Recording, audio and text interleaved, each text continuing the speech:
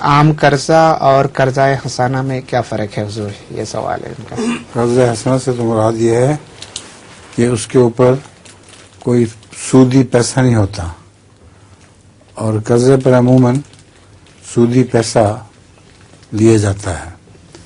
مگر رسول اللہ علیہ وسلم کا رواج تھا کہ قرض حسنہ جب دیتے تھے تو جب واپس کر لیتے تھے کسی سے، جب واپس کرتے تھے تو اس کو بہت بڑھا کر دیا کرتے تھے. کسی سے ایک گھوڑی قرض لی ہے تو 2 گھوڑیاں اس کی وجہ دے دیں. تو آج کل جو انفلیشن ہو جاتی ہے اس کا بھی علاج یہی ہے کہ کسی سے قرض حسنہ لو تو اتنا بڑھا کے دے دو، انفلیشن سے جتنی روپے کی قیمت کم ہو جاتی ہے اتنی بڑھ جائے.